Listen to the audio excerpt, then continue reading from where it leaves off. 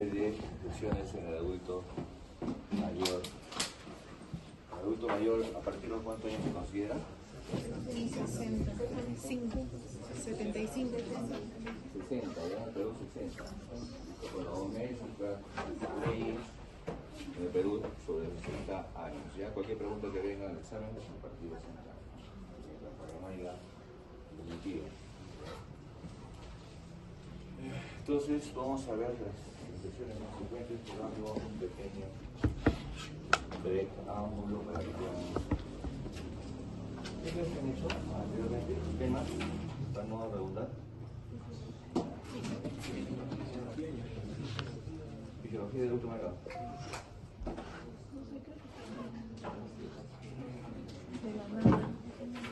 Complicaciones, ¿no? Ya, ok, ahora vamos a repetitivo, pero sí son general. No caía. Síndrome psoriático, síndrome de caída, síndrome.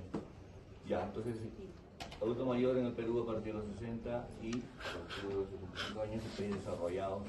Los libros vienen de Inglaterra, Estados Unidos, España, pues cuando ven ustedes los libros van a pensar que desde primero en Perú es a partir de los 60 años.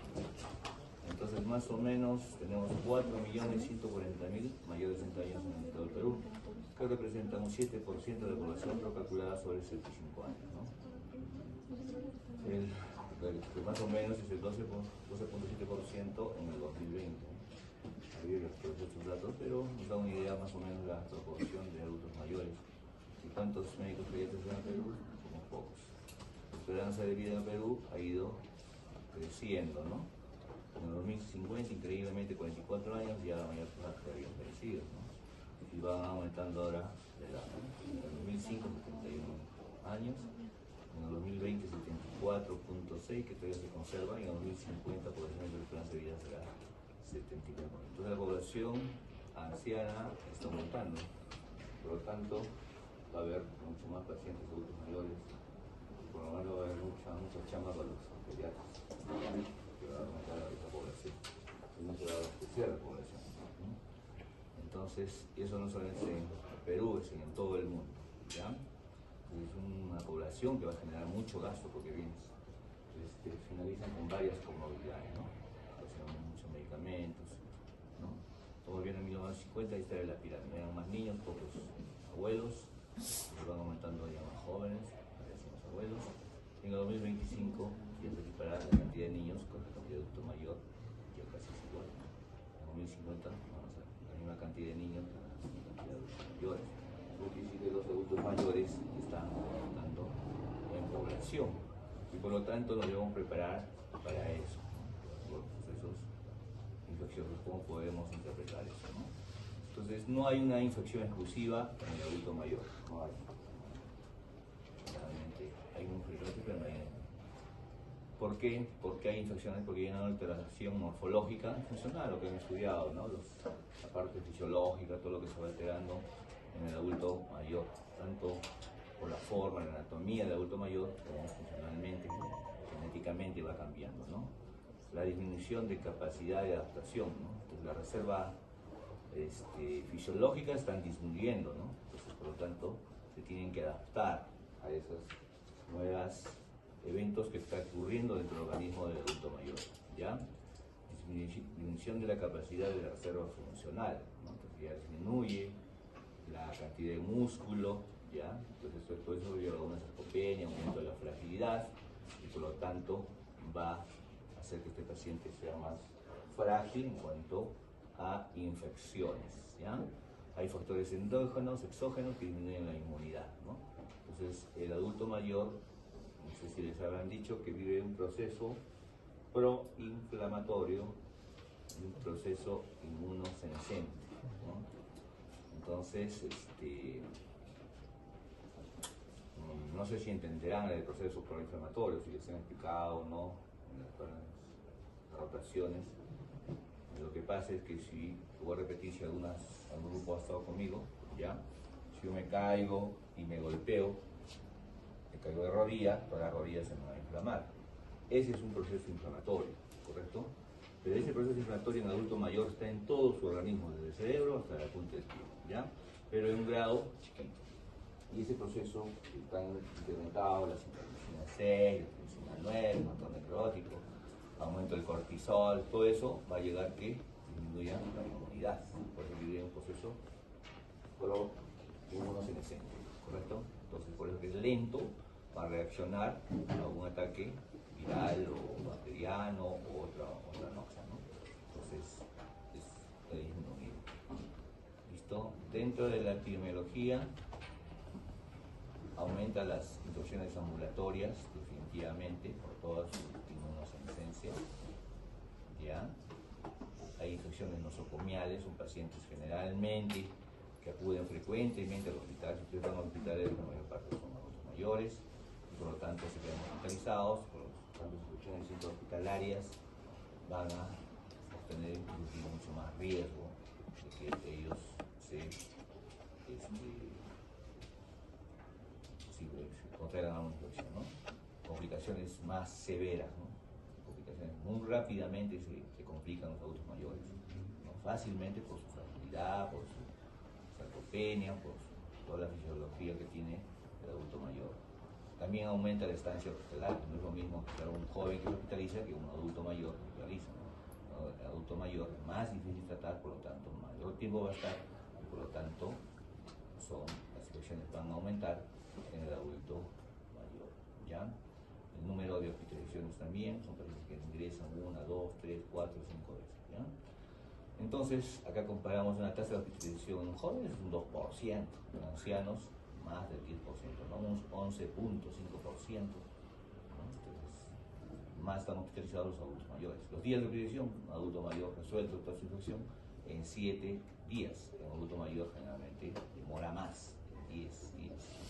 La mortalidad en jóvenes baja 1.5%, en ancianos es el 12%, más del 5%, ¿no? Comparado con los jóvenes.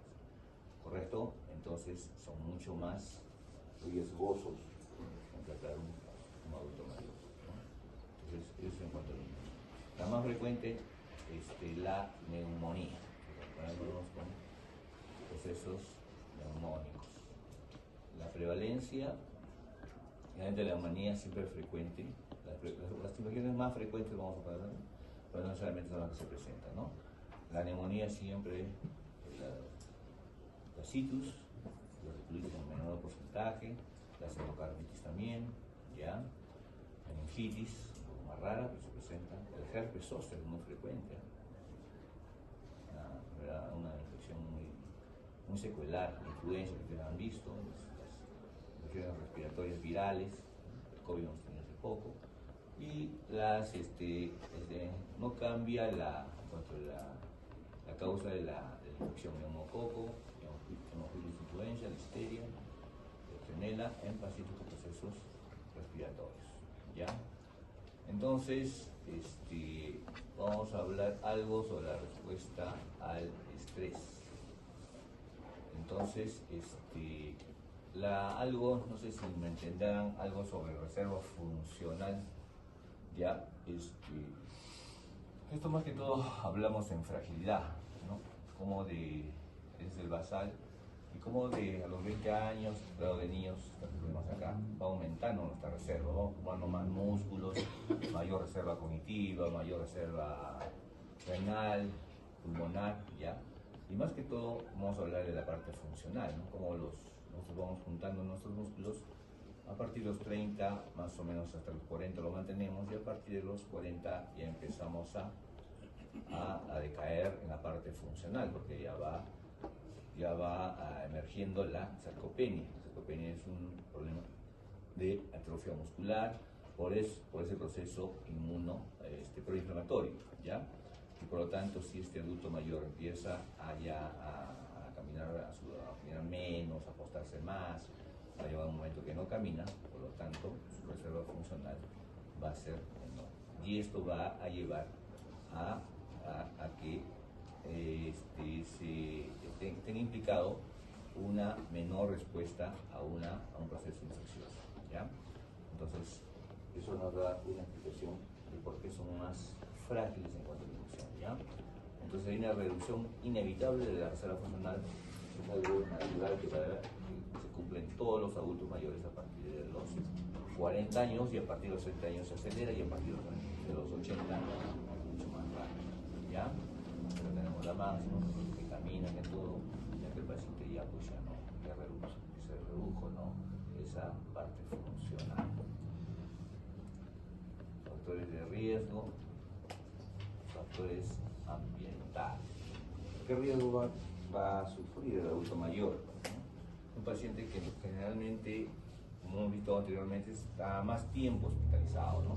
Entonces, la mayor estancia hospitalaria va a haber mucho más riesgo a infecciones nosocomiales, intrahospitalarias.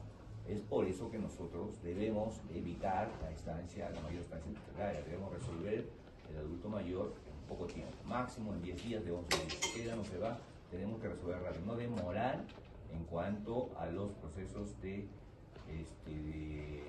métodos auxiliares, por ejemplo, análisis de sangre, radiografías, ecografías o métodos auxiliares para poder diagnosticar. Entonces, mientras nosotros estemos divagando, demorando el diagnóstico, este paciente se va a quedar mucho más tiempo y el riesgo va a aumentar mucho más con otras infecciones por las que no entró. El ingreso hospitalario más frecuente, ¿no? Hay pacientes que piensan que van una vez al hospital y van 2 veces, 3 veces, 4 veces, porque ya en este hospital lo encuentran mucho más aceptable que en su casa, ¿no? Porque tienen meditación, si sus hospitalizan tienen comida, si sus hospitalizan tienen alguien que por lo menos haga la visita médica, ¿no? Entonces tienen por lo tanto otros con mayor por la misma enfermedad, ¿no? Entonces son pacientes que también, con más ingresos tengan un paciente adulto mayor, el factor de riesgo va a aumentar, ¿ya? Lo que les decía, la instrumentación para el diagnóstico y tratamiento, ¿no? Entonces no tienen que demorar en obtener la información en cuanto a los diagnósticos o a los elementos de análisis de sangre, ecografías, ¿ya? Generalmente en los hospitales nosotros pensamos que un adulto mayor cuando ingresa a una cama hospitalaria, tranquilamente la misma porque habla normal, te escucha, todavía te conversa, todavía las funciones vitales, pero pasando los días, ese paciente se va estabilizando, ¿no? Si ustedes se demoran, si ahora el interno de medicina le decimos exámenes auxiliares, sangre, no, que ya me tomaron, mañana se olvidan tomar, que la ecografía lo van a tomar de acá a 15 días, que la ecografía no sé qué pasó, que no vino nadie a ayudar, entonces estamos prolongando esa estancia, y por lo tanto la intervención para el diagnóstico y tratamiento demoramos. Y si demoramos el diagnóstico, y si demoramos el diagnóstico, demoramos el tratamiento. En ese lapso, este paciente ya tuvo más riesgo de infectarse. Los factores de riesgo son cuestiones innatas del adulto mayor. Los cambios estructurales, pero vamos a ver más detalles dependiendo de cada órgano, ¿no? Hemos visto ya que son más lentos, hay atrofia muscular, hay disminución de los ciclos a nivel pulmonares, hay una disminución de la elasticidad a nivel de los bronquios, bronquiolos, ya hay más deterioro cognitivo. Entonces va a haber, son cambios estructurales que ustedes ya les han dicho, ¿cierto? Incluso en cuanto al peristaltismo disminuye la de pH, los cambios fisiológicos como la atrofia muscular, ¿no? Hay alteración de las hormonas, de la testosterona, ya hay más deterioro cognitivo. Entonces va a haber, son cambios estructurales que ustedes ya les han dicho, ¿cierto? Entonces en cuanto al peristaltismo disminuye la de pH, los cambios fisiológicos como la atrofia muscular, ¿no? Hay alteración de las hormonas, disminución de la testosterona, disminución del factor estimulante de crecimiento, ¿no? Que ustedes han visto genéticamente también hay cambios en los cromosomas, ¿no? Recortamiento de los telómeros y un montón de cosas que sería muy corto la clase para explicar. Y todo esto lleva a una inmunosenescencia, proceso proinflamatorio, ¿no? Entonces si entra un virus, muy claramente lo han visto con el virus del COVID, hay adultos mayores que se complicaban la mayoría. ¿Por qué? Porque demoraban en reconocer este virus. Y si este virus, si lo aguantamos este abuelito por 20 días, 30 días con oxígeno, respondía a su organismo, ¿no? Y podía salir del COVID. Pero, ¿por qué era? Porque había una inmunosenescencia. El cortisol, los corticoides están aumentados en todo su organismo y por lo tanto eso va a disminuir cuanto a su inmunología, ¿ya? De nutrición son pacientes que comen menos, ¿ya? Hacen al revés, ¿ya? Un adulto mayor, ¿cuánto de proteínas debe ingerir al día? 1.2, ¿no? Entonces tienen que comer más proteínas que ustedes. Ustedes más o menos el requerimiento de proteínas que ustedes necesitan, ustedes, es 0.8 gramos o 1 gramo. El adulto mayor requiere más proteínas, 1.2, ¿ya? Entonces, un adulto mayor sano, un paciente con comorbilidades necesita 1.5, y está con cáncer hasta 2 gramos por gramo por día. Pero los adultos mayores hacen al revés, generalmente no comen proteínas. ¿Por qué? Porque no hay dentadura, tienen el apetito a las proteínas, o porque no hay dinero, quieren consumir lo más fácil es comer un carbohidrato, es más fácil el dulce, ¿no? Entonces hacen al revés, en vez de que coman siquiera el 1.2, comen ni siquiera el 0.8, comerán el 0.5. Entonces en ellos, por ejemplo, hay que darles las proteínas licuadas o trituradas o desastilladas, ¿ya? Entonces, efectivamente la nutrición pues, es frecuente en el adulto mayor, ¿no? Es un círculo vicioso, ¿ya? Las comorbilidades son pacientes que todos los adultos mayores, si no son de sus prácticas, nadie es santo, todos tienen algo más, o tienen una hipertensión, o tienen una diabetes, o tienen una cirrosis, o tienen una insuficiencia renal aguda o crónica, pero tienen 1, 2, 3, 4, 5 enfermedades que todos ustedes han visto que se van con una lista de medicamentos, ¿no? Y realmente sería tener que bajar la totalidad de medicamentos a lo mínimo que se pueda dar, ¿no? Pero ciertos pacientes se van por varios consultorios, salen con pues, más de 15, 20 medicamentos, ¿no?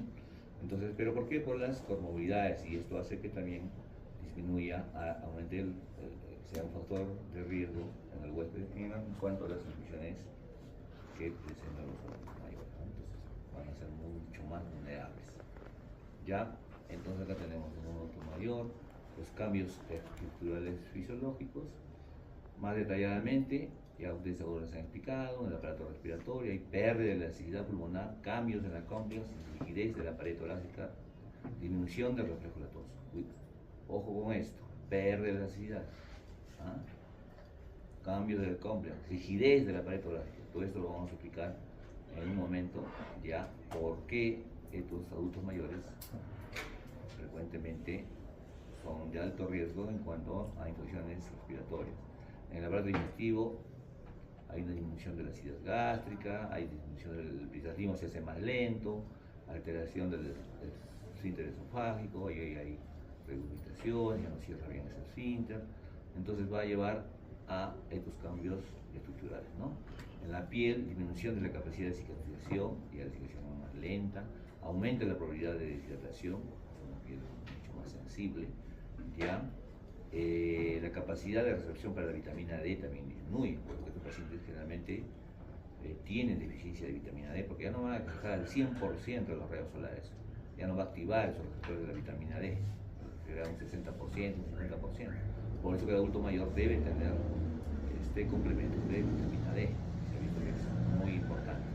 En el riñón, disminución de la función renal, deterioro cognitivo, disminución de la dopamina a nivel cerebral, nos va a llevar sencillamente a problemas con delirio. Entonces, la malnutrición definitivamente va a llevar a una infección, ¿no? Pero la malnutrición, ¿de dónde viene? De las deficiencias calóricas, deficiencias proteicas, generalmente comen muy poca proteína, y la deficiencia de nutrientes, ¿no? Los complementos, ¿no? Todo esto va a llevar a la infección. La infección, como saben, va a su círculo vicioso, que va a haber un déficit nutricional, la variación nutricional está alterada, el IMS también está bajo, la albumina sérica está bajo, generalmente, si ustedes han visto todos los adultos mayores que están en el hospital o en el consultorio, generalmente menos de 3.5, que ya es un valor de malnutrición, déficit nutricional del 50%, pacientes que se hospitaliza no comen. Hay que tratar de complementar esos requerimientos que ellos tienen de una o de otra manera, pero tenemos que valorar la parte nutricional, ¿no? Si no podemos darle oralmente, lo tenemos que hacer una zona gástrica, otra vía, pero de otra manera que es muy importante ese factor, si no, no nos va a ir bien con la parte del tratamiento infeccioso. Entonces, todo esto nos lleva a una desnutrición, una nutrición importante, ¿no? Ahora, las infecciones generalmente aumentan con muchas comorbilidades que tiene el adulto mayor, ¿no? Hemos visto que la diabetes mellitus es un paciente que va a aumentar la inmunosenescencia del adulto mayor. Y ustedes han visto que los pacientes con diabetes generalmente son muy frecuentes que tengan infección urinaria. El paciente que está con infección, hay que pensar en infección urinaria. Entonces las comorbilidades llegan a un proceso infeccioso, la insuficiencia cardíaca, la insuficiencia renal, porque está alterado varias cosas acá, ¿no? Las proteínas, la proteinuria está alterada, las insuficiencias vasculares, el cáncer, entonces, o células que se comen todo, dice, lleva una caquepsia, la demencia, son pacientes con alteración cognitiva, que no comen, no saben lo que comen, la anemia, definitivamente, la osteoporosis, la deficiencia de calcio, el adulto mayor, la deficiencia de calcio en los huesos, y hay que complementar, ¿no? Con un tipo de vitamina D, también está deficiente, la esclerosis, la mala circulación, los déficits sensoriales, pacientes que no escuchan, ya no miran bien, trastorno del sueño, de noche están despiertos, de día duermen, incontinencia urinaria, que a un momento van a orinar, como en el fondo orinan próstata, la constipación, pacientes que no hacen deposición diariamente como ustedes lo hacen, cada 3, 4, 5 días, increíblemente, y reacciones adversas a la droga, son pacientes que toman 2, 5, 10 medicamentos, y por lo tanto va a haber interacción, y por lo tanto no va a ser el tratamiento. Entonces las comorbilidades nos lleva a mayor riesgo en la infección. Presentación clínica. Entonces, ahora sí vamos a empezar las infecciones en el adulto mayor. Entonces, ustedes en sus 6 años les han enseñado que la infección, cualquier infección, que tiene que haber fiebre, ¿cierto? De cabeza, ¿ya? Si es un problema respiratorio, tos, movilización, ¿no? Crépitos, subcrépitos, entonces, esa es la presión típica, lo que les han enseñado a ustedes. Si hay fiebre, por lo tanto va a haber taquicardia, ¿no es cierto? Malestar general, si ustedes la fiebre hoy día, mañana están echados en la cama, no se pueden levantar para nada por la fiebre, no se echan a la cama. Signos y síntomas locales del sitio de la infección, ¿no? Si es un problema urinario, va a haber pelisuria, polaquiuria, ¿no es cierto? Orina con mal olor, turbia. Si es un problema respiratorio, tos, ¿no? Exploración, ¿correcto? Pero las infecciones en los adultos mayores es atípica, increíblemente es atípica. Lo que menos piensan, eso podría ser una infección, ¿no? Entonces, acá tenemos afebril en un 30%. O sea, un 30% de pacientes que ustedes tienen, de 10, 3 ni fiebre tienen. Increíble, no tienen fiebre, pero ya están con una infección. Síndrome confusional. Debutan a veces con delirium o síndrome confusional. No sé si ustedes han tocado el tema de delirium, ¿no? Pacientes que se presentan en forma aguda, ya es fluctuante, hasta alterado un dominio cognitivo, generalmente la atención, pacientes que están hablando distraídos, hablan incoherencias, ven con animalitos. Entonces usted ve un abuelito que está haciendo eso y está loco este abuelo. Y llega por su emergencia de su hospital con internitos y ese es un paciente enloqueció. Y lo primero que van a pedir es una tomografía o una resonancia magnética, interconsulta neurología, ¿no? Tienen que ser muy acuciosos con la historia clínica, ¿ya? Un delirium o síndrome confusional, pensar en un proceso infeccioso, ¿ya? El delirium puede traer muchas cosas, puede ser un problema de alteración de electrolitos, el olor, pero también debuta con un delirium, un síndrome confusional. La anorexia, ¿no? Un paciente que no quiere comer, normalmente comía, pero dejó de comer, no quiere comer, ¿no? Entonces también pensar en un proceso infeccioso, las caídas, el paciente que camina y se cayó. Ah, no, se cayó el abuelito porque ya no mira, pues se tropezó, se resbaló, le bajó la fuerza. No, tienen que ver que hay un proceso infeccioso de fondo. Entonces, como ven, es atípico, ¿no? Es lo que ustedes siempre les han enseñado, las incontinencias. El abuelo siempre estaba ahí normal y de repente pucha, le encuentran con toda su ropa interior por meses. ¿Qué pasó? Todo avergonzado, la limpia, todo. Pensar, o de repente está mojada la ropa interior, son las incontinencias, ¿no? Urinarias o fecales. Cambio en la frecuencia respiratoria, ¿ya? Tiene que contar, un paciente que está agitado, pero no tiene ni tos ni flema, pero está respirando rápido. Pensar en una infección, ¿ya? Tiene que contar la frecuencia respiratoria en 60 segundos, no en 30, en un minuto completo, ¿no? Pongo mitad y ya pongo el doble, ¿no? Tiene que contar exactamente para que no les falle, ¿listo? Nuevo letargo, generalmente pasa que no quieren hacer nada, no despiertan, no hablan, ¿correcto? Es anormal. La deshidratación, entonces también con la boca seca, bien seca, los ojos también están secos, ojos hundidos, ¿no? Todo esto es la presentación que se presenta en una infección en adulto mayor. Entonces la presentación en adulto mayor es atípica, no es lo que ustedes han aprendido, no, cambia, ¿ya?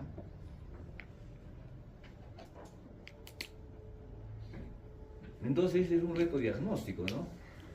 El paciente que se orinó, que está hablando tonterías, que mira cosas, no quiere comer, entonces, ¿qué es esto? ¿Está loco o tiene un problema mental? ¿O qué pasa? Bueno, está con la porosa, pero por acá ni por acá, que es una infección urinaria, ¿no? Va a pasar por sus ojos, por su nariz el paciente, ni cuenta. Después ya, cuando llegan a hospitales, a los estudios, pasaron 10 días y recién tenía una infección urinaria. Pero pasaron 10 días, y 10 días el paciente ya está en otro estadio de la infección, y avanzó, por retraso en no reconocer los síntomas atípicos en una infección. Entonces es un reto diagnóstico, definitivamente, porque hay una alteración del estado mental, hemos visto que hay un delirio, la taquipnea, ya es un paciente que va a respirar más rápido, ojo con esto. La respuesta febril disminuye o ausente, está disminuyendo o ausente, a veces, como digo, no hay fiebre. Cambios en el estado funcional basal, o sea, lo normalmente que hacía, cambió. Si tu abuelo normalmente estaba sentado, caminaba, de repente, boom, se quedó sentado, algo está pasando, ¿no? Pensar en otro. Entonces, las manifestaciones atípicas, la anorexia, ¿ya? No hay hambre, debilidad generalizada, caminar de allá, pero ya no quiere caminar, ¿no? Las caídas, incontinencia urinaria, cambios en temperatura corporal basal, como está indicando en el abuelo mayor, en el adulto mayor cambia la temperatura, y lo vamos a ver ahorita. Entonces las presentaciones atípicas es una bacteria a nivel de organismo, va a haber disnea, falta de concentración de falta de aire, delirio, caídas, hipotensión, afebril, una neumonía, taquipnea, acá ven, no hay afebril, ausencia, no hay fiebre, ausencia de tos, de expectoración, esa fue las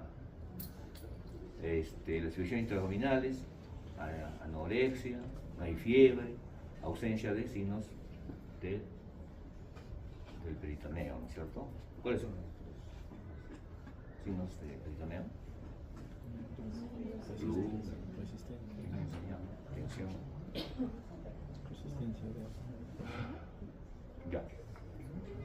Ya. Si es una meningitis, confusión, delirio, ausencia de meningismo, ¿no? ¿Cuáles son los meningismos? Pues, signos de meningios, Kerner, ¿no? Kuczynski. Ya, no hay eso, bueno, es atípico. Infección urinaria, antadisuria, polaquiura, no hay. Hay delirio, no hay fiebre, ausencia de síntomas expresivos. Con un delirio, piensen en infección urinaria. Ya. O un paciente tiene diabetes, puede ser infección urinaria, un paciente no controlado. Un diabetes no controlado, en nuestra experiencia, puede ser infección. Igual, en el adulto mayor, ¿no? Un delirio, ojo, puede ser. Hacemos un test de orina, ¡pum! Gol.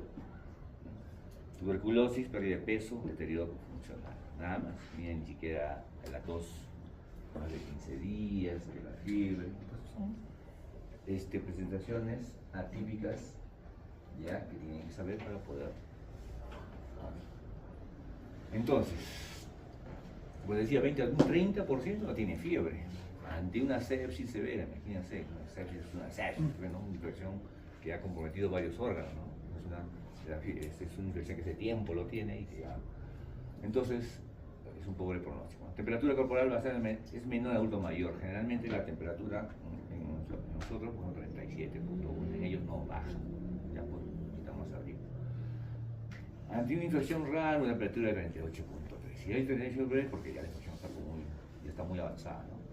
¿Por qué? Porque las reservas fisiológicas bajan por cambios biológicos, ¿no? Las reservas biológicas bajaron, ¿ya? El efecto del ritmo circadiano está alterado, no duerme de día, de noche. El sitio de medición son técnicas incorrectas, ¿no? Generalmente no medimos bien, ya en la axila no se mueve y por lo tanto puede ser que te confíes, pero si se movió, porque el abuelo nunca te va a dar el ciego, siempre está con una alteración. Instrumento utilizado, vamos a ver qué instrumentos se utilizan. Las vísceras digitales no son tan fidedinas, ¿no? Las de mercurio también son mucho mejores, ¿no? Entonces hay que ver el tipo de instrumentos que estarían usados. A veces vienen fallados o no tienen. Entonces se ha visto en una revista que el gol estándar para medir la temperatura en un adulto mayor es a nivel rectal, ¿ya? Es el gol. Hay otros también que ya, bueno, no es tan exacto en la membrana timpánica, ¿no? O en la frente. Entonces el gol estándar en un adulto mayor, si ustedes tienen mucha duda, este es en la parte rectal, ¿ya?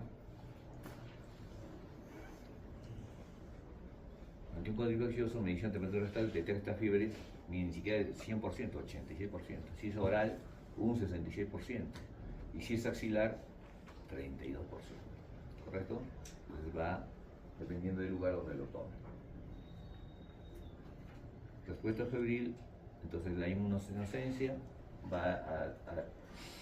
¿qué va a hacer? Que hay un deterioro de los receptores a pirógenos endógenos, ¿no? Entonces, los receptores a los pirógenos va a disminuir en adulto mayor. Hay una disminución de la producción de pirógenos en adulto mayor. Saben que todo está en poca cantidad producen, todo lo que sea, los adultos mayores. Entonces va a haber mayor producción de pirógenos.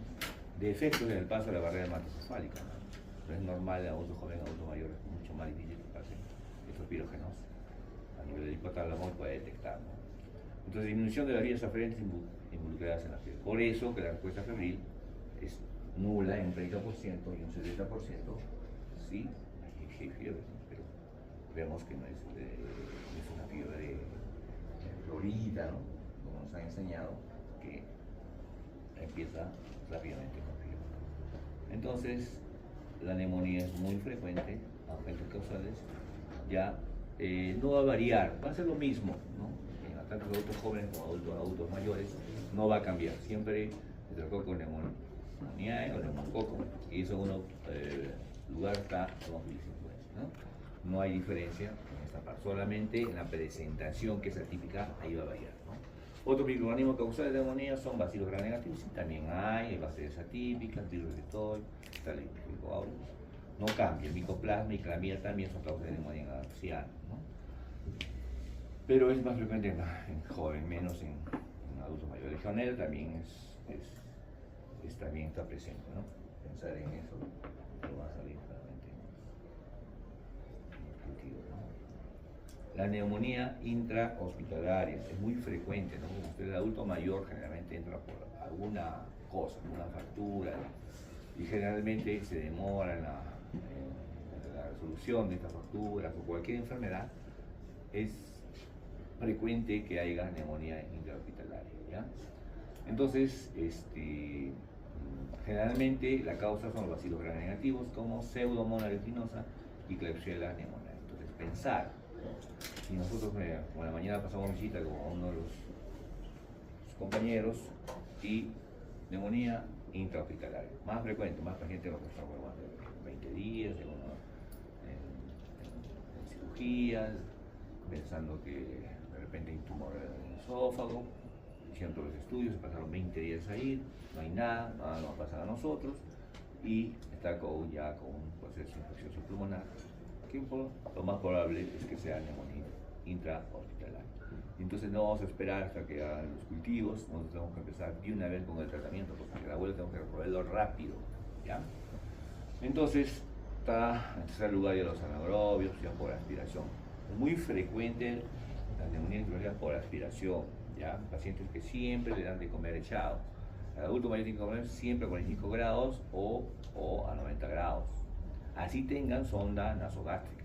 Siempre se aspiran. El reflejo deglutitorio está disminuido en ellos, los adultos mayores. Por eso es que es muy frecuente que haya neumonía por la aspiración. También frecuente estafilococo aureus, que tienen que considerar, ¿no? Aparte de la pseudomonas el estafilococo aureus, ¿no? Con frecuencia variable de resistencia a meticilina. Entonces ya son más complicados, ¿no? Son mucho más complicadas. Enterobacterias, Enterobacter coli, Proteus. Entonces ya en una neumonía que vino por una cosa y que complicó con otra, ya se complicó el adulto mayor.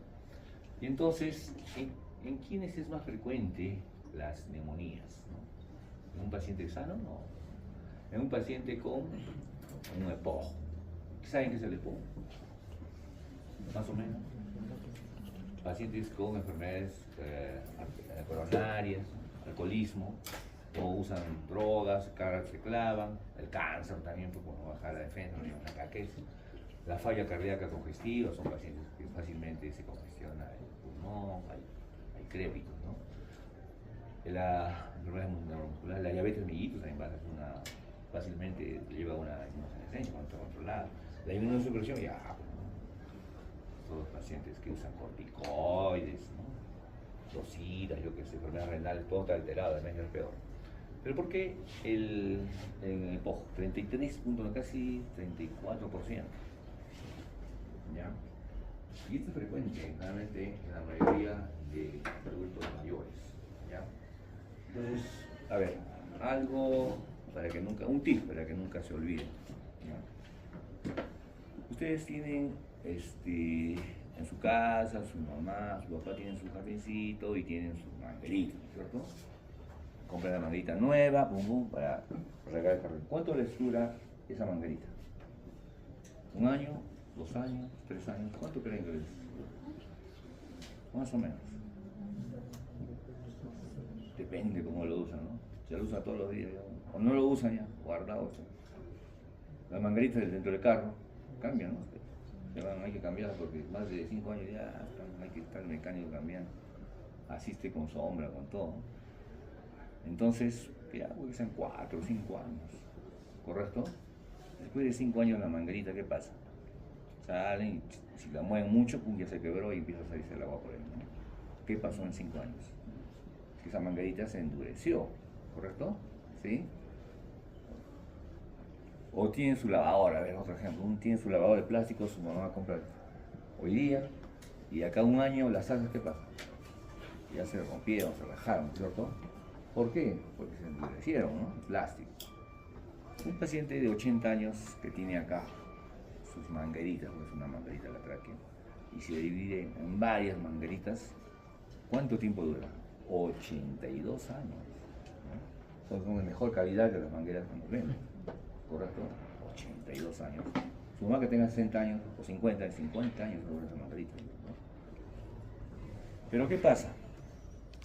Cuando las mangueritas de ustedes o de los más niños, estas son las mangueritas, ¿ya? ¿Correcto? Cuando entra un polvo, una bacteria, estas mangueritas se defienden y forman moco, se defienden, sale un moco a defenderse y ustedes no lo notan, pero se contraen, ¿ya? Se contraen y botan el moco para afuera, ¿sí? Todos los mocos, por eso que ustedes ya no tienen moco, tranquilo. Pero si ustedes ven a un adulto mayor, todos los adultos mayores tienen moquita, están tosiendo, siempre están tosiendo. ¿Qué pasó en el adulto mayor? En el adulto mayor entra la misma bacteria, que entra el joven, ¿ya? Forma su moco, pero no se contrae. ¿Qué pasó? Se fibrosó esa manguerita del adulto mayor. Entonces ya no tiene esa contractilidad. Y por lo tanto, son retenedores de moco, ¿correcto? Tendrán lo mínimo, que son retenedores, no se nota, pero son retenedores de moco. ¿Y al microbio qué le gusta? El moco es un cultivo, rápidamente se reproduce.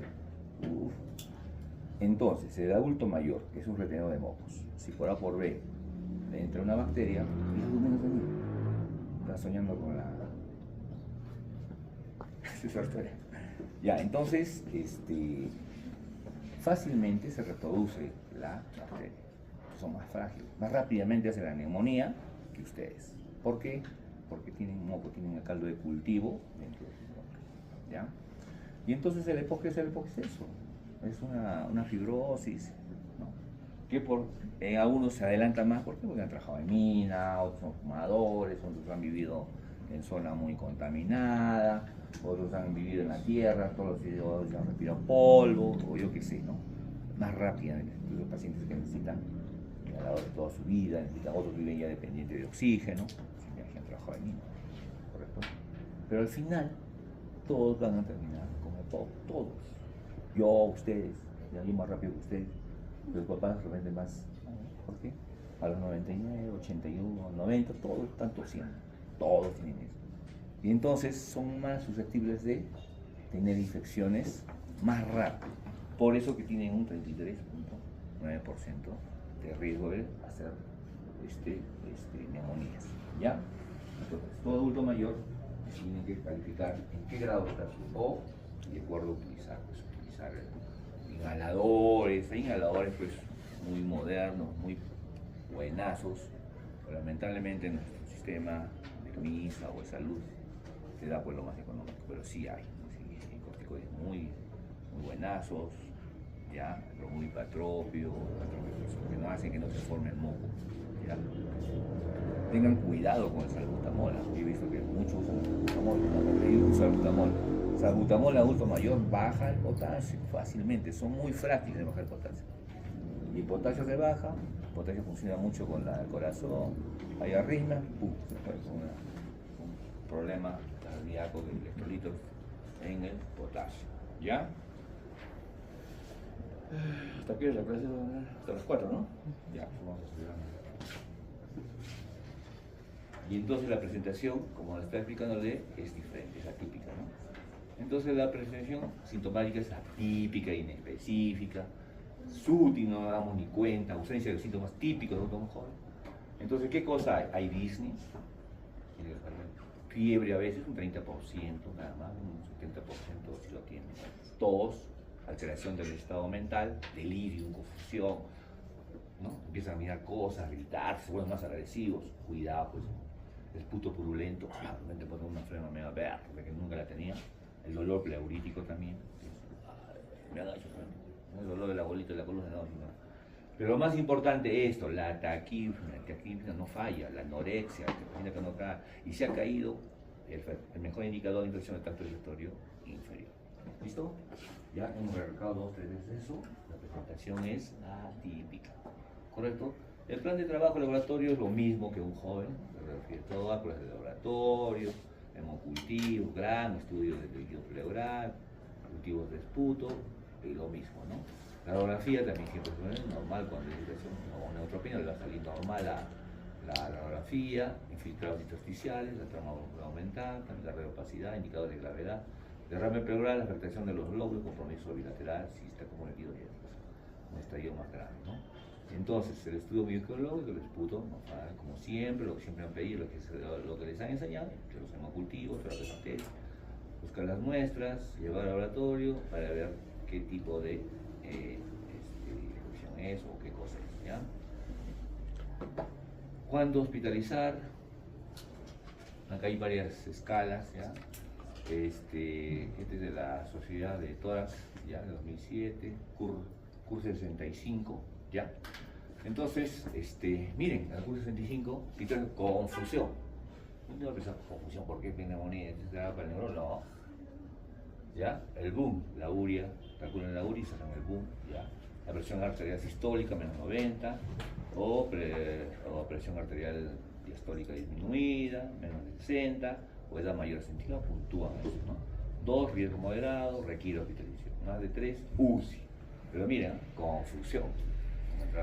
Accidente, esto es ya para otros criterios para utilizar, choque séptico, requiere ventilación, igual van puntuando ahí, ya, no solamente te maneja el boom, la frecuencia respiratoria, igual la confusión también, ¿no? El delirio, increíble, ¿no? Y lo demás van puntuando y ven si amerita o no que se hospitalice, ¿no? Entonces hay otra escala también que es el PCI, que es un índice de neumonía severa, ¿ya? Igualito, ¿ya?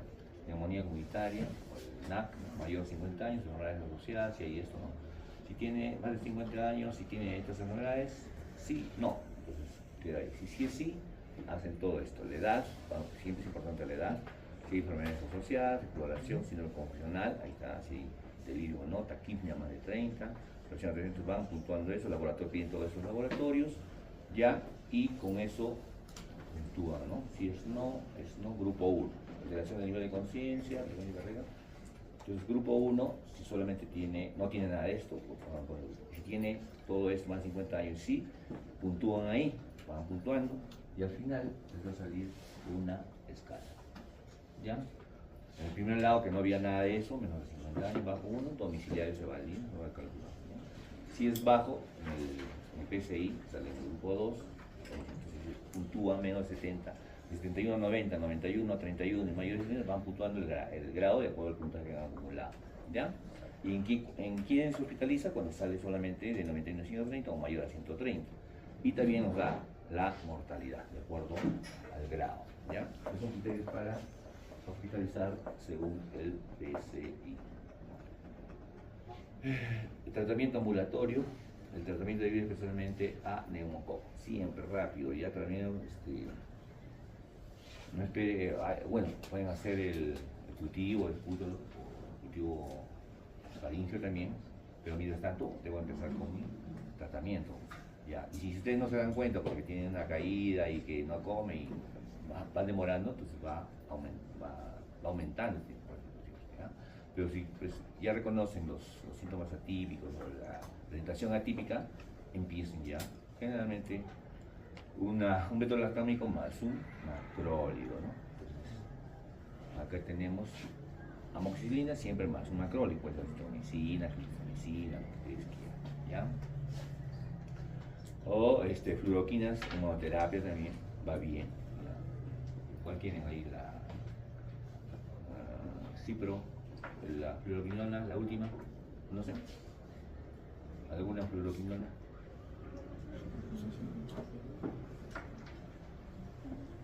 ¿Ah? Citralgina no cuenta con ni toque, amoxicilina, ácido clavulánico, hemoterapia, sí, moxifloxacino. Ya, pues la fluoroquinona, pues la levofloxacina, ya, de 500, ahí de 150, una vez al día, por 5 días, y entonces, no, está bien, ¿ya? Siempre el paciente cuando vean en su consultorio el nivel 1, controlen en 3 días o en 2 días, ¿ya? Depende de cómo lo vean, ¿ya? Entonces replantear, si es NAC, de repente pues, si no mejora, ¿será NAC o una neumonía aquí en la rodilla? No, de repente no será.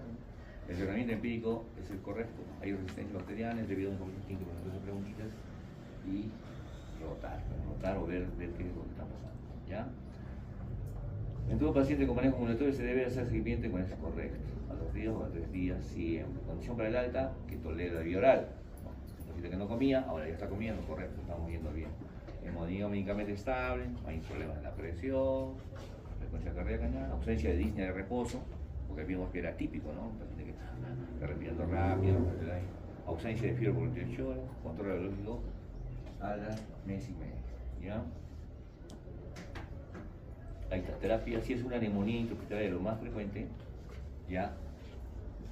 Si no hay alto riesgo de mortalidad y sin factores que aumenten la probabilidad de estafilococo aureus resistente a la penicilina, ya no hay riesgo de que aumente, ¿no? Ya conocen, ¿no? Estafilococo aureus resistente a la penicilina. Entonces, generalmente, uno de estos medicamentos, nada más.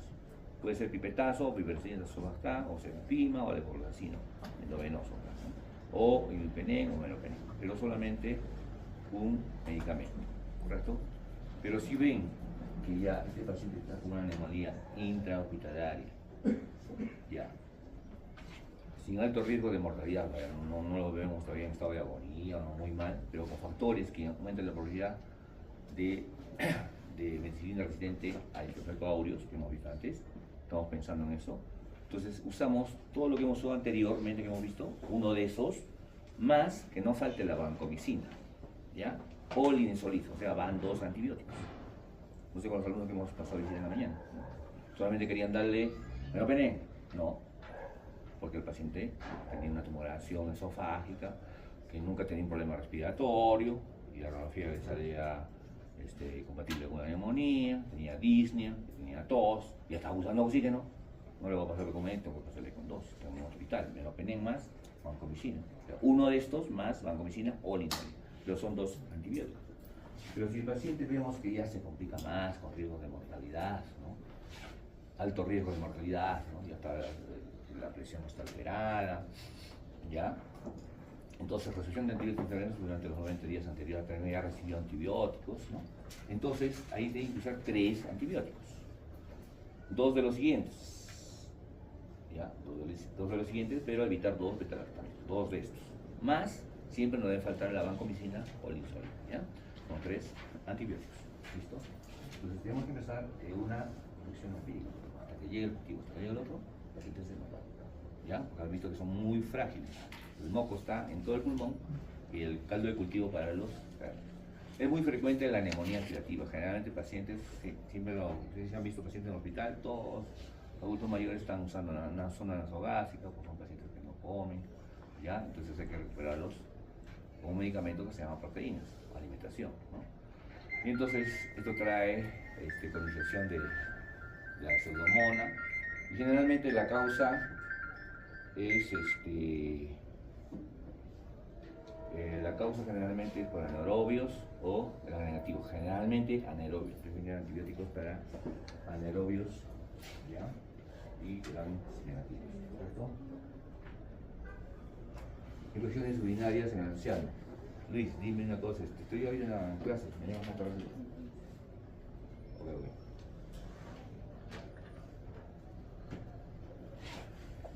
Ya, infecciones urinarias, eso será otro de estos que cuento también.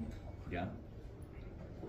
Aumenta con la edad, sí, en mujeres 6 a 8%, a partir de los 60 años, aumentando, en hombres menos, un 9%, ¿ya? Y la mayor parte de infecciones urinarias es por el catéter o la sonda vesical. El paciente que llega al hospital, si lo van a operar, está todito, le ponen sonda. Lo operan y le dejan la sonda ahí. Se va a la casa con sonda, nunca la retiran. Ojo, sondas vesicales de adulto mayor es pecado. Ustedes mismos le están provocando la enfermedad, ¿ya? O paciente que está con sed, vamos a medir, no se puede medir bien la orina porque no ha visto cuánta orina, sonda. Pueden poner sonda, pero por poco tiempo y tiene que correr de violín, velocidad. Si no lo retiran, va a causar enfermedad, ¿ya? Entonces, nosotros mismos causamos la infección, entonces somos culpables. Otras causas, ¿ya? Es la atrofia hormonal estrogénica, ustedes especial va a bajar, ¿no es cierto? Por lo tanto va a aumentar esas defensas que nos daban esas hormonas en la mujer, ¿no? Aumento del volumen residual en varones, problemas prostáticos, van a retener más orina, y como el varón es machista, nunca quiere ir al urólogo, y está aguantándose, y cada rato va al baño, la noche cada rato se levanta, ya no va, está reteniendo, esa retención produce, pero no solamente produce infección urinaria, va a dañar los riñones, los pacientes generalmente terminan en hemodiálisis, ¿no? Es lo peor todavía, ¿no? Pero siempre empieza con infección urinaria, son resistentes, son machistas, no hay problema. Anomalías estructurales han visto, ¿ya? Bastante incontinencias urinarias, los partos, los esfínteres se relajan, todo el viano también se altera, ¿no? Por la misma edad, la atrofia muscular, la misma vejiga, todo eso, vaya, las comorbilidades, ¿no? Insuficiencias renales crónicas, otras, la misma diabetes, ¿no? También va a conllevar esta enfermedad. No cambia la causa, Escherichia coli igual que en jóvenes, ¿no? Entonces, típica o atípica con los síndromes geriátricos. Los síndromes geriátricos, los síndromes geriátricos es la caída, ¿sí? Entonces, la prevalencia, factores predisponentes, la etiología y el cuadro clínico es atípico, empieza con delirio. Lo demás es lo mismo, ¿ya? Ahora, examen completo de orina, cultivo, que los pañales que hacemos cultivos, cateterismo urinario. La mejor muestra, por si acaso, es el cateterismo urinario, ¿ya? Pues, hay abuelos que no... Y la orina es un paciente que nunca te va a obedecer, o paciente con trastornos cognitivos tienen, ¿no? Entonces no sabemos en qué momento va a orinar y no son conscientes, ¿no? Entonces va, se catéter, hacemos sacar la muestra y listo, ¿ya? No demorar mucho en cuanto a demostración urinaria. Bacteriuria sintomática no se da tratamiento, ¿ya? Ojo, ¿cuándo se da tratamiento de bacteriuria sintomática? En infecciones en parto, ¿no? Y en cirugías ginecológicas, ahí vamos. Pero, si es una fractura de cadera y tiene infección, una bacteria sintomática, no se da tratamiento. Ojo, tenemos mucho problema con los traumatólogos, ¿no? La bacteria sintomática tiene más de 100.000, pero no tiene ningún síntoma, no se opera, no entra a la operación, el anestesiólogo se niega. Pero si la bacteria sintomática no se da tratamiento, ¿por qué no va a entrar? Pero no tiene bien claro el concepto de bacteria sintomática. Ahorita lo vamos a ver. Cistitis, tratamiento empírico, una vez hemos tenido alcoholánico, lo mejor en adultos mayores, alcohólicos de segunda generación, quinolona, pielonefritis sin sed, pielonefritis con sepsis, beta-lactámicos, ciclocidima y carbamazepina, aminoglucósidos, monodosis 3 miligramos. ¿Sí? Por eso me nervioso. Enzanicina, ¿no? Camicacina, ¿qué más hay de glucósido? ¿Listo? Listo. Diagnóstico, tratamiento, de acuerdo.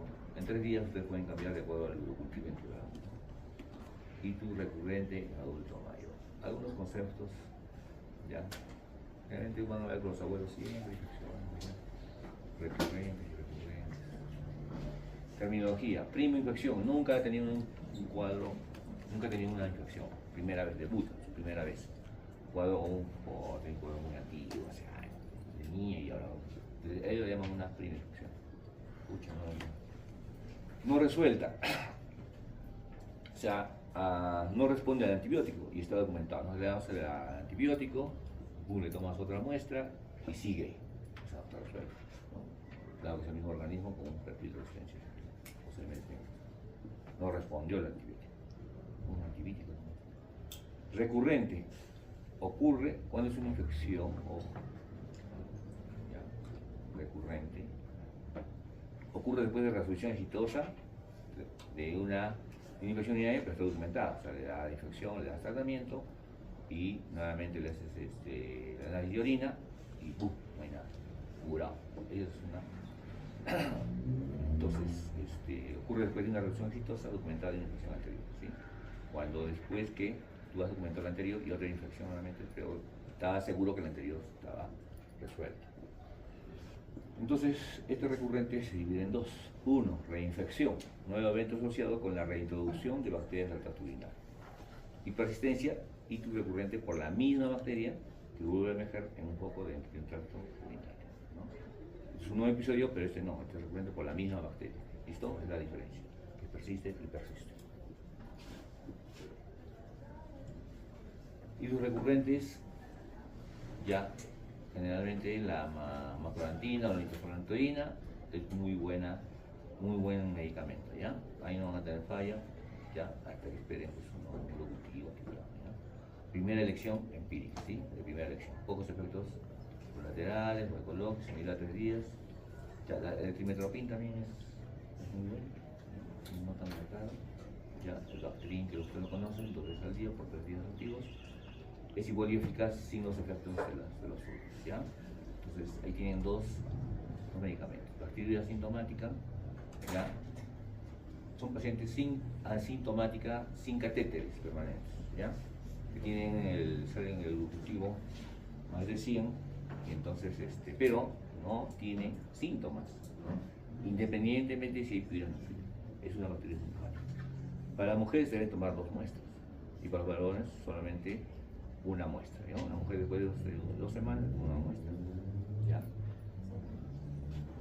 Esa es la bacteria asintomática. ¿Por qué es importante? Porque más del 50% de antibióticos, porque estos pacientes que tienen más de 100.000 y no tienen síntomas, les dan antibióticos, y entonces va a haber daños colaterales, ¿no? Va a aumentar, como ya sabemos, la resistencia al antibiótico, ¿ya? Va a haber afectos alérgicos porque están dando por gusto, ¿ya? Va a causar infecciones por Clostridium difficile porque se van a llevar otra flora, ¿no? Porque toman, ya no solamente va a actuar a nivel urinario, sino también a nivel digestivo, y por lo tanto se llevan las buenas y empiezan las malas, y empiezan a presentar diarreas, incremento de riesgo de interacción droga-droga, como toman otros medicamentos más estas más, entonces la interacción, aumentar o disminuir el efecto de los antibióticos. Incremento de GOS o gustolerado, porque no se debe dar antibióticos a los pacientes, gastan plata, no se debe gastar al paciente, ¿no? Entonces, es común en los adultos mayores, por si acaso. Ahora, la distinción entre bacterias enzimáticas e ictus en adultos mayores es un poco difícil, ¿no? Especialmente aquellos que tienen demencia, como tienen síntomas, los síntomas son, no sabe lo que le estamos hablando, porque ya se olvidó que será pues, que le arde o que le pica. O sea, el tratamiento de la bacteria enzimática rara vez se justifica. Rara, pero generalmente no debe tener tratamiento. El tratamiento de la bacteria enzimática está asociado con un número significativo de eventos adversos. Ya, y la última parte que vamos a ver sobre herpes zóster. Herpes zóster, ¿ya? Es frecuente, ¿eh? No sé quién vimos la semana pasada, hemos visto un herpes zóster, un abuelito. ¿Ya? Entonces, el herpes zóster generalmente es una infección viral, ¿no? ¿O es bacteriana? Viral. La herpes zóster es un virus, ¿cierto? Siempre empieza con la varicela zóster y se queda en las raíces de los ganglios y ahí nuevamente aflora, ¿ya? Pero vamos a ver más bonito, ahí está el representante del virus, ¿ya? Es un arbovirus con ADN doble S, ya lo representé. Y acá está la fisiopatología o la patogénesis del herpes zóster, algo que no tenemos. Ya, en uno. Generalmente, ante la infección primaria, la varicela. ¿Cómo se da el herpes zóster? Generalmente con nosotros de jóvenes nos ha dado la varicela, ¿no? No sé si ustedes, pero a mí sí me dio. Y a todos los de mi promoción también. Entonces la varicela daban al colegio juntos con sus granitos, sus ampollitas, sacan al pecho, con la cabeza empieza bajando y hace falta al colegio 20 días y regresan. Y todos los del colegio, toda la clase se contagiaron. Todos ahí adornados, ¿no? Pero la varicela zóster es un virus, ¿tiene tratamiento? No, solamente síntomas y solito evoluciona esa parte. Empieza por la cabeza, va bajando, va al pecho y la etapa de la seca, que puede contagiar y varias cosas, ¿sí? Entonces, pero esos virus nunca se han ido, se quedaron, nunca se han ido, no los hemos matado, porque los virus difíciles los matemos. Y entonces, el 1 ante el 2. El 2, después de la infección primaria, mira, entonces una vez que ya nuestro sistema de defensa lo controla, boom, se va a un ganglio de la raíz dorsal, que son estas de acá, ¿ya? Es el medio espinal, la columna, y ahí se van todos los virus de la varicela que nos dio. Y ahí quedan encarcelados en su cárcel, ¿ya? ¿Quién los cuidan? Ahí pues la defensa, ¿no? Los linfocitos, todo lo que ustedes conocen, todo el sistema defensivo ahí. Los cuidan ahí, ¿ya? Pero pasan los años, y como ya empieza la inmunosenescencia en el adulto mayor, la defensa baja. Por un mecanismo mucho más fuerte, puede ser el estrés, se murió su esposo, el abuelito, se puso triste, baja de peso. O de repente le da un linfoma por ahí, boom, o se tomó mucho corticoide, boom, baja la defensa. Un cambio de temperatura así brusco, un segundo, boom, baja la defensa. Y entonces los cuidadores se descuidan y aprovechan a salir los virus por el sistema nervioso y se van a la piel. Y generalmente agarran una metámera, ¿no? O de la derecha o izquierda, pero no es bilateral nunca, siempre es unilateral, una metámera del sistema nervioso. Entonces esto cubre toda una parte del sistema nervioso, ¿no? Puede salir ahí, puede salir en la pierna, puede salir ahí en la cara, ¿no? Del quinto par, ¿no? Entonces, pero generalmente lo más frecuente que yo he visto son a nivel dorsal, ¿ya? Y entonces salen, producen lesiones, el ras, rojito, ampolla, revienta, igual que la varicela, se seca y se desaparece. Pero todo ese trastorno que tiene en una vez es un dolor neuropático fuertísimo. ¿El problema cuál es? El problema es la secuela, que puede curar estas heridas. Se desaparece, queda limpio, pero el dolor queda. Y el dolor es insoportable. La otra vez nos tocó un paciente que tenía una alergia al herpes por el trigémino quinto par. No podía aguantar el dolor. El doctor dijo, quiero morir, quiero sufrir, deme algo para morir, porque no aguantaba el dolor. Es un tratamiento muy difícil para el dolor, ¿no? Entonces, duración de la activación, se producirá la replicación viral que tiene lugar en los ganglios sensoriales con el daño neurológico posterior, viaja a lo largo de los nervios y esto es lo que las vesículas que se presentan, ¿no es cierto? Y es el herpes zóster. Entonces, más o menos ese es el ciclo del herpes zóster. Entonces, el curso natural del herpes zóster, 5 días antes de la erupción, pues allá ya va avisando el dolor. Siempre revisen, ¿ya? A veces hay dolor. Como es abuelito, el dolor pues seguro que le está doliendo, la columna y por eso ni lo miran, ¿ya? Entonces ya va a haber, es un dolor podrómico, el día 0, va a empezar ya la erupción, remisión de la erupción, 2 a 4 semanas, 3 semanas, 21 días de muerte, un mes, un dolor agudo. Pasa eso y es la fase aguda, pasamos a la fase crónica. Se resuelve todo, pero menos el dolor. Esto se llama neuralgia postherpética. Puede ser de 1 a 3 meses. Ya, la semana pasada vinieron, ya. Tengo una anécdota, pues yo me fui de vacaciones, era mi paciente adulto mayor, y me llaman, yo estaba por Colombia, creo que está en un pequeño curso. Porque no sé qué tiene, mi papá, que se lo ve siempre, pero dolor en el pecho y eso, no sé. Entonces, llévalo, pues, un médico no puede atenderlo, lleva a la posta y le dan pues paracetamol, ibuprofeno, pero no lo había mirado, no lo había visto. Y cuando llego pues después de 2 semanas, me llama nuevamente pues con dolor, ya no duerme de día, no quiere comer, ya está hablando de incoherencias. Yo veo pues lo veo a mi paciente que siempre caminaba todo ya hablando tonterías, que iba a vomitar, que jala esto, jala el burro, que eso. Ya estaba entendiendo, pues dice por el dolor. Pero el día que le duele la barriga, no sé si. Y abro, las lesiones, veían cicatriz, y ya estaba. No, es un herpes zóster, digo. ¿Qué le han dado? Digo, ya nada. El secreto para que tú tengas un paciente es calmar solo. Él quiere que le calme su dolor. Puede estar con una herida acá, pero no quiere el dolor. Es un paciente que no dormía, fue cuántas veces que no dormía. Y entonces, tienes la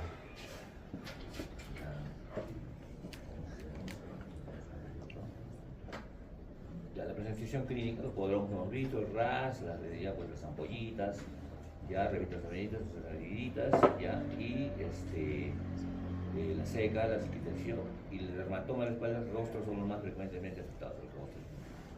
Y entonces, generalmente el diagnóstico es clínico, por Dios, es clínico, ¿ya? No se vayan vamos a hacer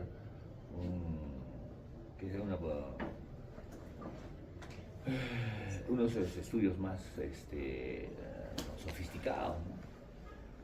Reacción a la polimerasa, que cuesta cualquier cantidad de plata, sensibilidad no, inmunofluorescencia directa, cultivo de virus, cuánto tiempo va a demorar, ya se pasó el ejercicio, ¿no? Sí lo pueden hacer, sí, pero es carísimo.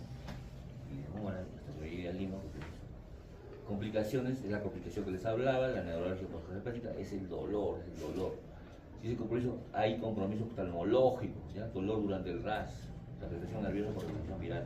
Entonces el tratamiento del dolor, pero incluso puede comprometer el ojo.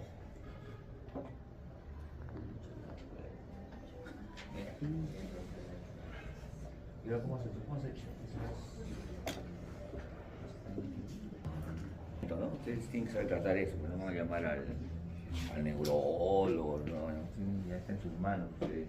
Ustedes van a estar lejos, de repente Perú, ¿qué van a hacer ahí? Si no lo cambian el dolor, mucha que van a tener que llorar. Tienen que cambiar su dolor, tienen que ir con sus armas. Esto es lo más complicado porque ya hay compromiso del ojo, ¿no? Un sóster oftálmico. Otras que son raras, pero sí se ha visto, ¿no? Encefalitis, meningitis, ¿no? Pensar, ¿no? El paciente que ya tiene, pues alguien que es el lumbar. ¿Por qué? Porque empezaron con las lesiones y puede ir ha ido a avanzar a todo el sistema líquido tranquilo, ¿no? Software sobrepasa, pues 5 a 10% fácilmente puede provocar pérdida visual, pueden quedar ciegos, ¿no? Parálisis del nervio craneal. Entonces son complicaciones, digamos, son raras, pero que tener en cuenta, ¿ya? Tratamiento, el objetivo principal del tratamiento del herpes zóster en adultos mayores es la reducción de la intención del dolor, es decir, el dolor. Acá.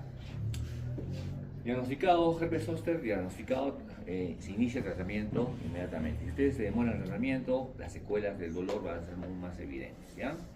Mi paciente, que como les digo, después de 2 semanas, nadie le dio, ni siquiera un aciclovir, ni siquiera para dolor le dio, bueno, ¿no? Tenemos el aciclovir, fanciclovir y velaciclovir, ¿no? Los últimos son mejores, el aciclovir, pero el aciclovir es lo que más abunda y es más económico, ¿no? Ojo en la dosis, 800 miligramos, no le van a dar 400, ¿sabes? O si es de 400, 2 pastillas, pero a veces se asustan tanto, tienen que darles, porque así dice el consenso, ¿no? ¿Ya? Por lo menos cada 4 horas, ya, por lo menos, ya.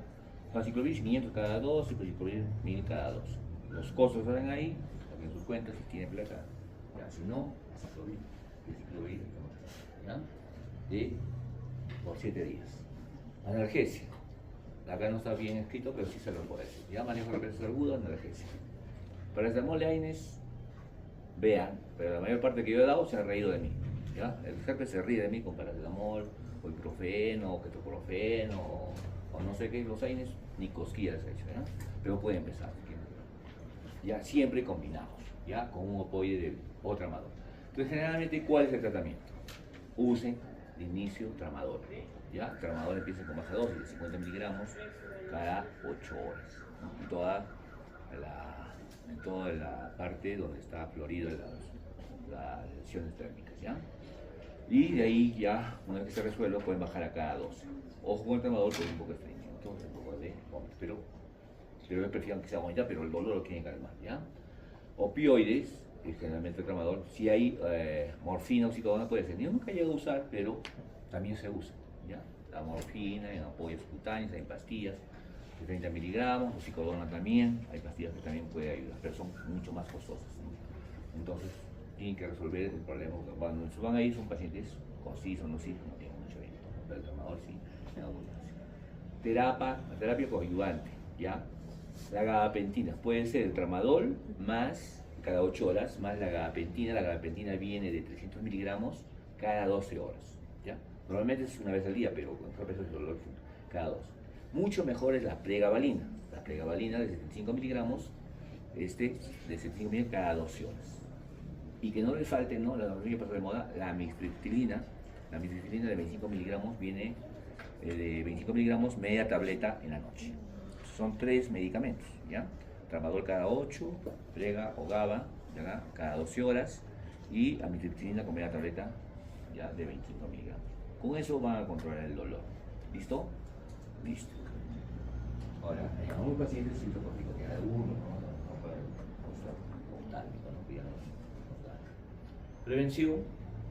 Entonces, si usted tiene su abuelito, no sabemos a quién le va a dar el neuralgia postcarpética, ¿no? Porque en realidad hay que rezar cada vez que presentemos un herpes zóster. Que si actuamos rápido se va el dolor, sí, pero si se queda el dolor, es una tortura de todos los días. Como digo, se resuelve en 6 meses y hay una que no se resuelve, es de por vida. Y entonces, a veces es preferible prevenir. Entonces, hay vacunas, el Zostavac no hay, el que tenemos es el Shingrix, ¿ya? El Shingrix está aprobado ya en la CDC a partir de los más de 60 años, ¿ya? Y la FDA a partir de los 50 años, ¿ya? 2 veces, son 2 vacunas, el primer mes y después 2 meses de la segunda dosis, y ahí termino, ¿ya? Pueden dar después que han tenido herpes zóster también, porque puede haber, nuevamente les puede dar el herpes zóster, ¿ya? Entonces, más que todo esto, evitando el dolor, la secuela del dolor neuropático, ¿ya? ¿Qué más? Conclusiones, el herpes zóster es una enfermedad prevenible, los adultos mayores son los más afectados, porque ya empieza la inmunosenescencia, la vacunación es importante, la vacunación eficaz contra el herpes zóster y la neumonía, de esta manera va en conclusiones, población temprana con dosis de vacuna. Se observó también efectos sobre la gravedad y duración del dolor asociado. Tiene ventajas la vacuna, ¿correcto? En conclusión, no hagan iatrogenia. ¿En qué? Porque ustedes van a ser los causantes de las infecciones nosocomiales si su paciente no lo tratan rápido, demoran el tratamiento, demoran en reconocer la infección. ¿Por qué? Porque son presentaciones atípicas y van a pensar en otras cosas menos en lo que se demoran en el diagnóstico, ¿ya? Entonces, ahí es donde van a demorar, entonces, por lo tanto, van a reconocer cuando ya esté avanzada, ¿correcto? Entonces, presión rápida de muestras, eso va a depender de ustedes. Presionen, yo tengo la muestra, presionen, hagamos la muestra rápido, presionen el tratamiento, menor estancia, y solución rápida, máximo en 10 días. Atención integral, si no pueden solo, llamen al infectólogo, llamen al geriatra, llamen a, no sé, a la medicina interna, pero soluciones rápidas, ¿ya? Las interacciones son especialmente negativas en la acción, porque son 3, 4, 10 medicamentos. La biología, polifarmacia, el Reflameso, entre más medicamentos, más toxinas y conclusiones, el retraso en el diagnóstico de inicio del tratamiento bloqueo de la infección en adultos mayores debido a la presentación atípica puede llevar a un aumento de la morbidad y mortalidad. Va a depender de ustedes que reconozcan la infección. Se demora, sí. Prevención, reconocimiento temprano e inicio antibiótico empírico. Al toque empieza el antibiótico empírico, ¿ya? Son fundamentales para reducir el impacto de la infección. Cualquier cambio agudo en el estado funcional basado en esta bolita era así, cambió, ojo, hay un proceso infeccioso. El cambio de estado basal funcional cognitivo debe expresar la presencia de infección. La presencia de temperatura mayor a 38 grados, ya la infección está arriba, debe ser considerada como una infección bacteriana o viral seria, ya grave. Entonces, deterioro del estado funcional, sinónimo de infección, o sea, alteraciones de los síndromes geriátricos que les han enseñado. ¿Listo? Exacto. ¿Alguna pregunta?